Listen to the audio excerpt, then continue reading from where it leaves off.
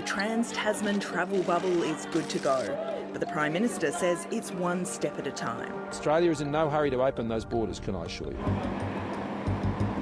It's been more than a year since Australia imposed hotel quarantine for returning residents, limiting the number of people allowed to board flights back to Australia. While weekly caps have risen across the states this year, the government says 36,000 still want to come home, with nearly 5,000 considered vulnerable. Those wanting to return say they've been hampered by cancelled flights and unaffordable options, which they say is a direct result of the quarantine system.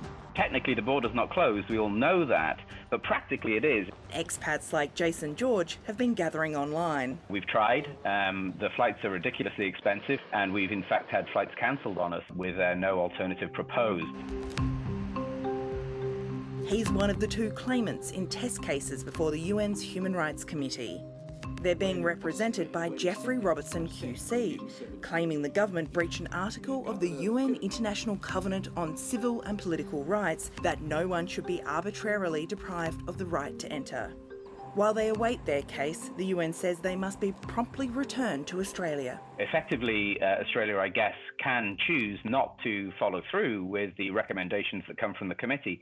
I think the optics here become important, though, because if effectively they are publicly being told by the international community that they're breaking international law in this regard, and they are not prepared to take any action on that and are prepared to leave their citizens outside of Australia, I'm not sure it's such a great message.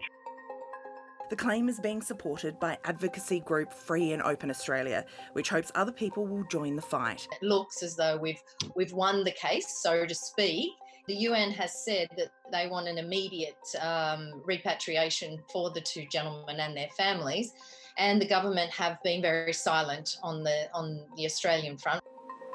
The Prime Minister has already flagged that it could be towards the end of the year until anything major changes for vaccinated returning Aussies. We need to have a balance in how we're going to bring Australians home, because obviously we don't want to bring anything back that's going to affect the community as a whole.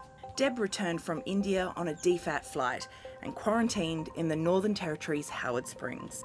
After her experience, she's keen to see that facility expanded. It is gold star.